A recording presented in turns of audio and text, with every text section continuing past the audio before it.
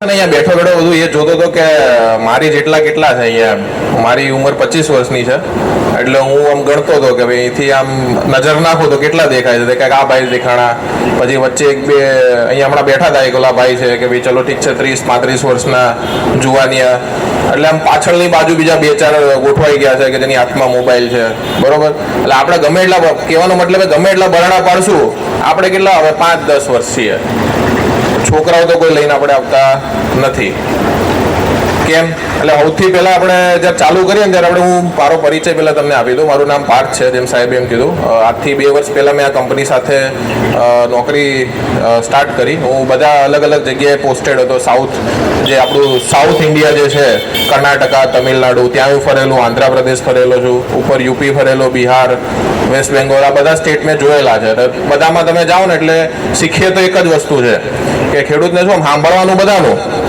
પણ કરવાનું પોતાનું સમજ્યા તમે કે ભાઈ ઓલા આ બધા યુનિવર્સિટીમાં છોકરાઓ બિચારા ગ્રેજ્યુએટ થઈ ગયા અને આની આપણે આપણા છોકરાઓને ગ્રેજ્યુએટ કરવાનું એ છોકરો જ્યાં જઈને બરાડા પાડતો હોય ને કોઈ સાંભળે નહીં સાચી વાત કે ખોટી વાત હવે આનો આપણો આ કરવાનો આપણો કેમ આપણે આ કાર્યક્રમ કર્યો એનું એક કારણ હતું કે આજે હું સૌરાષ્ટ્રમાં ઘણા ટાઈમથી 1 વર્ષથી હું સૌરાષ્ટ્ર અને બધી જગ્યાએ ફરતો હોઉં છું એટલે તમે જુઓ ને તો આપણી પાસે ઘણા બધા એવા તાલુકાઓ એવા જિલ્લાઓ છે કે જ્યાં એક જિલ્લાનું તમે દૂધ ગણો તો 1 કરોડ લીટર છે કેટલું દિવસનું 1 કરોડ લીટર આખું સૌરાષ્ટ્ર ભેગું થાય ને તો 20 થી 25 30 લાખથી 40 લાખ લીટરથી ઉપર નહીં ટપતું હવે આમાં અમે જ્યારે ફરતા હોય એટલે ખેડૂતને એમ પૂછીએ કે ભાઈ તમને શું પ્રશ્નો આવે છે તમે તમારા પ્રશ્નો બોલો એનું કંઈ નિરાકરણ લાવો અને તમે જે અત્યારે વ્યવસાય કરી રહ્યા છો એમાં તમારા ઘરની આવક શું આપણે બધું ચા પાણી કરીએ એટલે પૂછીએ એમ હવે ટૂંકી હું તમને વાત કરીશ કે આજે ખેડૂત પાસે કયા 2 ધંધા છે કે જેમાં એની આવક છે એક તો પશુપાલન ને ખેતી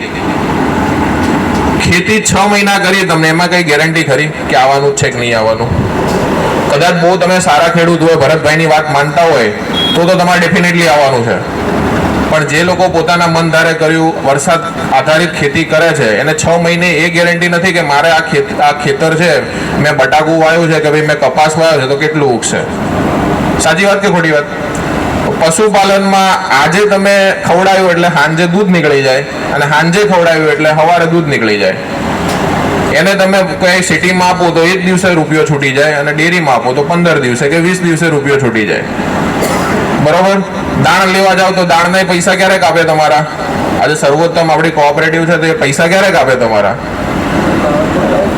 બરાબર એટલે ખેતી આપણો મોટો પ્રસંગનો ખર્ચો કાઢે છે શું કે મારે 4 મહિને 6 મહિને છોકરાને ફી ભરવાની આવી કે મારે મારા સંતાનના લગ્ન પ્રસંગ કરવાના આવ્યા કે પછી મારા સંતાનને ટ્રેક્ટર જોઈએ છે કે ગાડી જોઈએ છે બંગલો જોઈએ છે તો એનો ખર્ચો ખેતી કાઢે છે પણ આજે ખેતીમાં 10 વીઘાથી ઉપર જમીનવાળા ખેડૂતો બહુ ઓછા છે હું તેમ કહું વીઘું તમારું 50,000નું લાખનું પાકતું હોય તો વાર્ષિક તમને 4 થી 6 લાખ રૂપિયા જ ખેતીમાંથી મળે ખર્ચો કાઢતા હું તેમ કહું છું કે દર સિઝન પાકી 5 વર્ષમાં એક પાક તો તમારો નુકસાનીમાં જાય જ છે સાચી વાત કે ખોટી વાત હું તો એક ગણું છું 2 કે 5 જતા હશે તો આજે જે 10 વીઘા 5 વીઘા 7 વીઘા 15 વીઘામાં જે લોકો ખેતી કરી રહ્યા છે એનું ખેતીનું જે છે તો એનો ખર્ચો નીકળશે વાર્ષિક એટલે ઘણા લોકો મને કહેતા હોય છે કે સાહેબ પશુપાલનમાં કાંઈ નથી બંધ કરી દેવું છે એટલે પેલા બંધ કરી દે પણ 6 મહિના પછી પાછી 4 ગાયું લઈ આવે કેમ કારણ કે તમારો ડેલીનો ખર્ચો કોણ કાઢે છે પશુપાલન કાઢે છે જેના ઘરે 20 લીટર 25 લીટર 30 લીટર દૂધ હોય તો તમને લીટરે 10 રૂપિયા મળે દિવસમાં તો એમાં તમને 200 રૂપિયા જે મળે છે એના લીધે તમે શું કરો છો કે ભાઈ જે બી વેચાતી વસ્તુ હોય તમે ઘરમાં લાવો છો તો આજે પશુપાલન બંધ કરીશું તો ઘર ચાલશે ચાલે કે ના ચાલે ના ચાલે આ કોઈ કરોડપતિ હોય વાત બરોબર છે ભાઈ એના શોખ માટે કરતા હોય આપણે પશુપાલન તો આપણે ચલાવવું જ પડશે હવે ચલાવવું પડશે તો ખબર પડી ગઈ ભાઈ આપણે પશુપાલન ચલાવવું પડે હવે કઈ રીતે સારું ચલાવવું પડે એ મુદ્દા ઉપર આવીએ એટલે આપણે આજે ઘણી બધી વસ્તુ સાંભળી એમ એટલે આમ કહેવાય ને કે આજે એટલું આમ ટેકનિકલ આમ બધું આપણે સાંભળી લીધું આપણને ખબર કઈ પડે નહીં બરોબર અને કોઈ પૂછવા આવવાનું નથી હું તમને એક સિમ્પલ 4 વસ્તુ કહીશ કે આજે તમે બધા જો આ ઉપર પાછળ તમે બેઠા બધા પાણી પીવે છે બરોબર તમે ખુદે હમણાં બધાએ પાણી પીધું એવા કેટલા ખેડૂત છે આમાં કે 24 કલાક પાણી આપે છે આપણા જે વાછડી કે ગાયું ભેંસું હોય એને 24 કલાક કુંડીમાં પાણી આપવાવાળા ખેડૂત કેટલા ઊંચો કરો ખાલી, આ જેટલા 100 જણા બેઠા એમાંથી હાથ ઊંચો કરો કે 24 કલાક પાણી આપે. આ 2 જણા. હવે જે તમારું દૂધ છે, દૂધમાં પાણી કેટલું? સાહેબે કીધું એમ 85% પાણી હોય. કેટલું? 85%. 1 લીટર દૂધ માટે 4 લીટર પાણી જોઈએ. હવે તમે તમારે જ્યારે ઈચ્છા થાય, તમને ગમે, ઉઠીને ખાઈ પીને નવર્યા થયા પછી તમે ડોલમાં પાણી આપો એટલે એ દૂધ નીકળે એમાં? ખાલી ને ખાલી 24 કલાક તમે પાણી બી આપશો ને આજે તો બી 500 ગ્રામ દૂધ પ્લસ થઈ જશે. શું? 24 કલાક પશુને પાણી બી આપશો ને તો બી 500 ગ્રામ દૂધ પ્લસ થઈ જશે. એક પશુ હોય ને એ દિવસમાં 10 થી 12 વખત પાણી પીવે. તમે કેટલી વખત પાણી આપવા જાઓ? 3 ટાઈમ તો ભલું કરો છો, નહીતર અમુક તો 2 વખત હોય. મેં એવા જોયા છે કે 2 વખત થી વધારે તો માંડ આપશે એમ. એમાં ગણેલી ન હોય, એની ડોલ પ્રમાણે, એની જરૂરિયાત પ્રમાણે નહીં. હમણાં તમને ગ્લાસ એક માની ચાલો 5 ગ્લાસનું પાણી પેલા ભાઈને પીવા જોઈએ અને હું એને મારા પ્રમાણે 1 જ ગ્લાસ આપું તો હાલે? તો આ બધી ખબર તો તમને પડે જ છે, પણ ઉઠવું નથી પથારીમાંથી આપણે. હવે મારા જેવો માની ચાલો સિટીનો માણસ, મારે તો કેવું કે ઘણા વર્ષોથી મારા પપ્પા બધા સિટીમાં ટ્રાન્સફર થઈ ગયા, બરાબર, એટલે અમારે કંઈ ગામનું કંઈ રૂટ નહીં. પણ આજે મોટી મોટી કંપનીઓ તમારા ગામમાં આવીને તમારી જમીનો તમને ભાડે લઈને ત્યાં ખેતી કરે છે તો એ ગાંડી છે? તમે લોકો આજે પશુપાલન બંધ કરશો તો કોઈ મોટી કંપની આવીને શું કરશે? પશુપાલન ચાલુ કરશે. ખબર પડે તમને? તો મોટી કંપનીમાં તમારો ફેર શું છે? એ લોકો બદલાવા માટે તૈયાર છે અને તમે લોકો બદલાવા માટે તૈયાર નથી. આજથી હું 100 વર્ષ પહેલાની વાત કરું તો અમારા જેવા કઈ આપણે જે ગાયું ભેંસું ને આપણે વડવા હતા ને શું જંગલમાં મૂકી દે, પણ તો એ ગાભણ થઈને આવતી રહે, એની વાછડીએ થઈ જાય, એને કાંઈ મેલી વેલી પડવાના કોઈ જ જાતના પ્રશ્નો આવે નહીં. એ કેવું થતું હતું? કારણ કે ત્યારે આપણી જમીનો સારી હતી. સમજ્યા તમે? ત્યારે જોવા નતું જવું પડતું કે વિયાણ થઈ ગયું છે. અત્યારે કેમ આમ કરીને ખેડૂત ઓલું બચ્ચું હોય ને, બચ્ચું આવવાનું એટલે આમ કરીને જોઈ લે 3 કલાક સુધી. એટલે આવ્યું જોતો કે ₹1 લાખ ની ગાય છે, 50,000 ની ગાય. એટલે ડોક્ટરને બોલેલા કેમ વાટ, એટલે આમ છે ને કમેન્ટ્રી ચાલતી હોય, ક્રિકેટ મેચની કમેન્ટ્રી ના એ રીતે આતુરતાથી વેટ કર્યા હોય અને પછી પડે નહીં ને, જે એની મેલી ના પડે કે પછી એ બચ્ચું મરી ગયું ને એટલે કે આ હાળું છે ને કે એની હવે આ તો બંધ કરી દેવું છે મારે. કે એ એમની જો 6 મહિના મેં કઈ કર્યું નથી, ઓલી 2 મહિના દૂધ ન આપ્યું ને તો મેં દાણે બંધ કરી દીધું હતું. આપણા ઘરમાં મારા મધર હોય કે મારા સંતાન હોય, એ પેટ માની ચાલો કે ત્યાં એમને ગર્ભાવસ્થામાં હોય તો આપણે ખાવાનું બંધ કરી દઈએ. કામ નથી કરતા આપણા ઘરના જે મહિલા મંડળ છે, કામ ના કરે તો આપણે ખાવાનું બંધ કરી દઈએ ટાઈમમાં. પણ તમે બધા શું કરો? બધા બંધ કરી દે. પછી જ્યારે જન્મે ને બચ્ચું એટલે મેલી ના પડે, પેલું મસ્ટાઇટિસ થઈ જાય કે બેક્ટેરિયું પડી ગયું કે હવે દૂધ નહીં આવતું, આ બધા જાતના પ્રશ્નો ઊભા થાય. પણ એ જો ત્યારે ₹1000 ખર્ચો કર્યો હોત ને તો આ પાછળના 10,000 કે 20,000 25,000 તમારું નુકસાન થાય ને એ ના થયું હોત. તો સૌથી પહેલા તો શું કે તમે ખાલી એક ચેન્જ કરી દો ને કે 24 કલાક પાણી, તો 500 ગ્રામ દૂધ તમારું એમને વધી જશે. બરાબર. હવે આજે તમે આમ ખેડા ને બધી બાજુ જો ને એટલે આમ તમે જો તો દૂધની નદીઓ વહે, એક ખેડૂતનું 200 લીટર. એમાં બનાસકાંઠા જાઓ તો થાર લઈને આવે ભરાવા, થાર ગાડી લઈને ત્યાંના ચૌધરી પટેલો બધા ત્યાં દૂધ ભરાવા માટે આવે. કરોડના મકાન છે, એ બધો દૂધનો પૈસો છે, ખેતીનો પૈસો નથી. ત્યાં તો પાણી હતું જ નહીં. બનાસકાંઠામાં આજના ટાઈમમાં પણ પાણી નથી. બધો દૂધનો પૈસો. ક્યારે શક્ય બન્યું? એ લોકો 15-20 વર્ષ પહેલા ચેન્જ થવાનું ચાલુ થયું. આપણે હજુ બી આ બધા સૌ લોકો ભાવનગરના રાષ્ટ્રમાં ભેગા થયા છે, જેને સૌરાષ્ટ્ર કહેવાય છે. આપણે સૌનું રાષ્ટ્ર એટલે સૌરાષ્ટ્ર કહેવાય ને, એટલે તમે સૌ ભેગા થઈને જ રાષ્ટ્ર બનાવો છો. પણ સૌરાષ્ટ્રમાં હજુ રાષ્ટ્રનું એક્સેપ્ટન્સ નથી જે આખું દુનિયા કરે છે. સમજવા જેવી વાત છે કે લોકો ચેન્જ થઈ ગયા. સાહેબ બહુ બરાડા પાડે, ભરતભાઈ 1 કરોડનું ઇનામ આજે કહેવાય ને કે કઈ જ સ્વાર્થ વગર આપી રહ્યા છે, પણ આમાંથી 30 જણા એમ કે છે હું હાળું કે હાલો ને ખાઈને પીને ઘરે પાછા. બરોબર, એવું ના વિચારશો. બીજો મેઇન મુદ્દો આવે છે તમારો કે ભાઈ હવે ચલો ઠીક છે મેં પાણી આપ્યું, હવે સાહેબ મારે સારું એવું કરવું છે. દેશી હોય કે વિલાયતી હોય, ગમે તે બ્રીડ હોય તમારી પાસે, એ કઈ ફરક નથી પડતો. આ 4 વસ્તુ તો મુદ્દાની પાયાની છે. અને પછી આ દાણ ખાણ બધું કંપનીઓ જે કહે છે ને સાંભળવાનું. હું ગોદરેજમાંથી છું તો બી તમને આ કહું છું, પેલા 4 વસ્તુ શું કરવાની કે કોઈ બી પશુધનને 24 કલાક પાણી હોવું જોઈએ. બીજું ચારો. આજે આપણે ડીશ લઈને બેસીએ ખાવા માટે તો એવું ચાલે કે આમ 500 ગ્રામ શાક ખાઈ લઈએ, રોટલી ના ખાઈએ, બાજરાની રોટલી ના ચાલે? એવું કોઈ ચાલતું હોય તો રોટલી વગર કે શાક ખાઈને આપણે ચલાવી લઈશું. એવી રીતે લીલો ચારો અને સૂકો ચારો જે છે એની રોટલી અને ભાખરી છે. હવે રોટલી ભાખરી સસ્તી કે પછી શાક સસ્તું? ટમેટું લેવા જાઓ મારું સિટીમાં તો 30 રૂપિયા કિલો ટમેટું છે અત્યારે, પણ લોટ લેવા જાઓ 22 રૂપિયા કિલો ઘઉંનો લોટ મળે. હવે લોટ મારો 4 ટાઈમ ચાલે, સસ્તું શું? ચારો સસ્તો.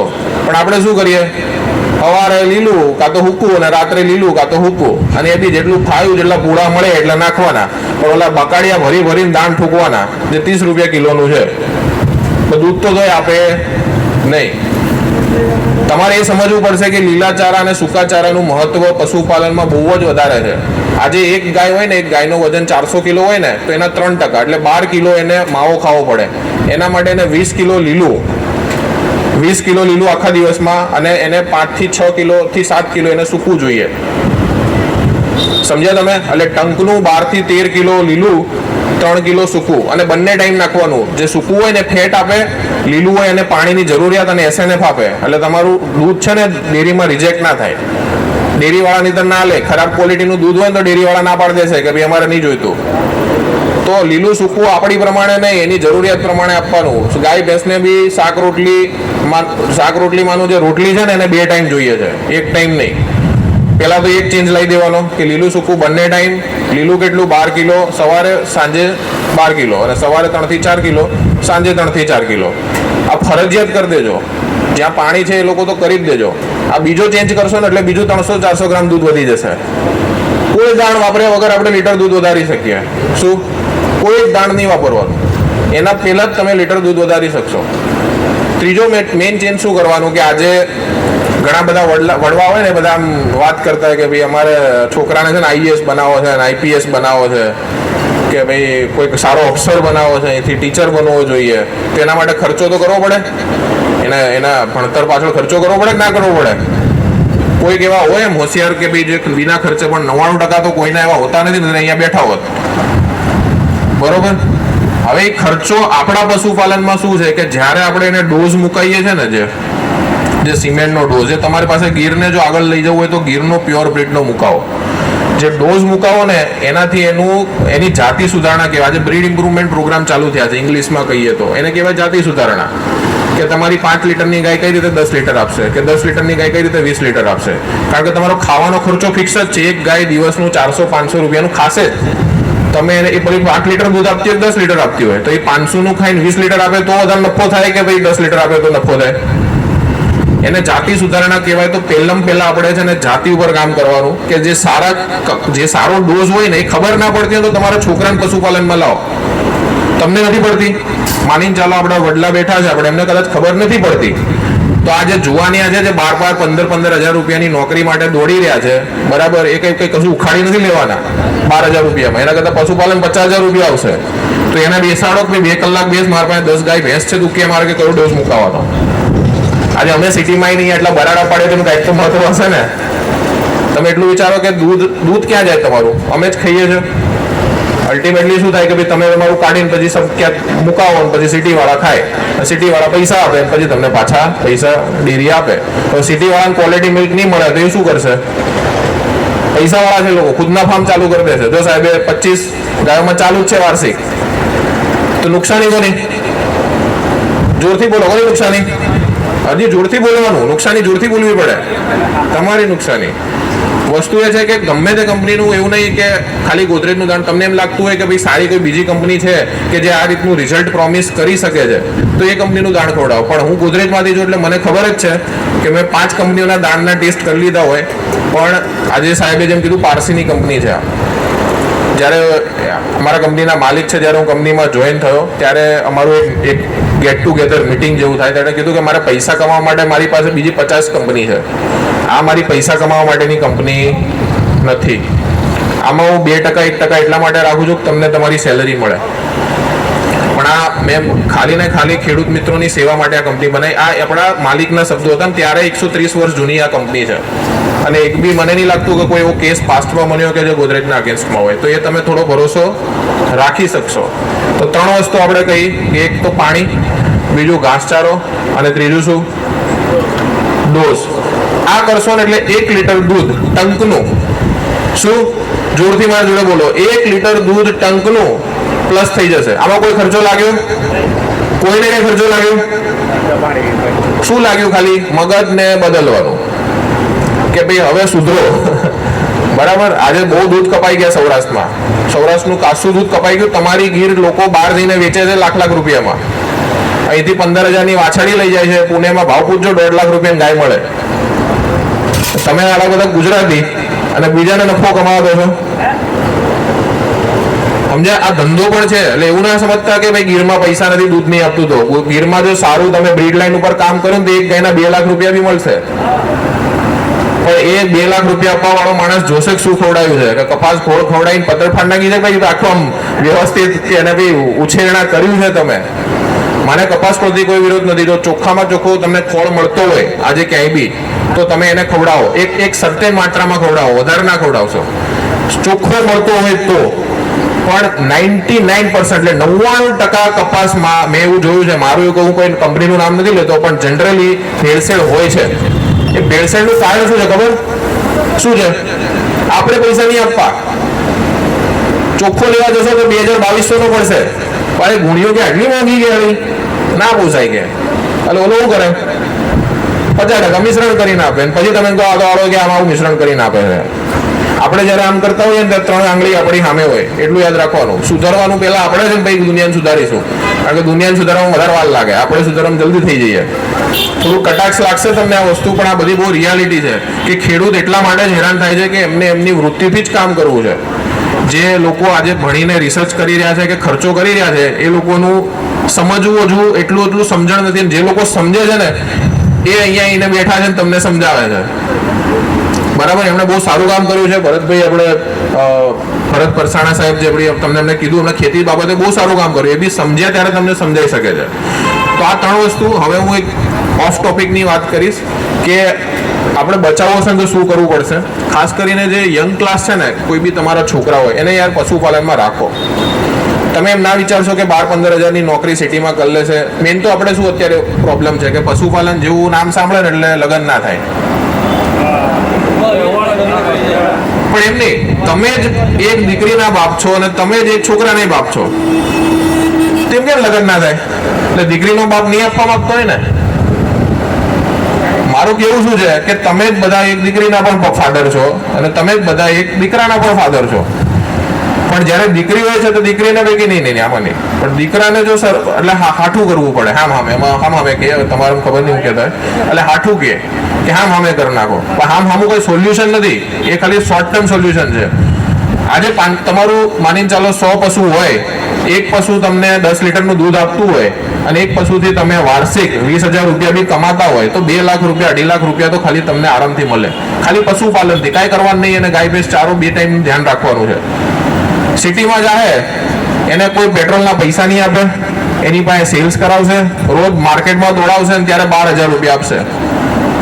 તો સારું કયું? ઘરે રહીને છોકરાને પશુપાલનમાં રાખવું એ સારું કે પછી બહાર સિટીમાં મોકલીને દોડાવવું એ સારું? દીકરી પણ તમારી જ છે, દીકરા બી તમારા જ છે. તમારે જ સમજાવવાનું છે કે પશુપાલન નફાકારક છે, નુકસાની નથી. નુકસાની એટલા માટે હતી કારણ કે આપણે સમજવા તૈયાર નથી. આજથી 100 વર્ષ પહેલા જે રીતે પશુપાલન થતું હતું એ જ તમે 100 વર્ષ પછી કરો છો.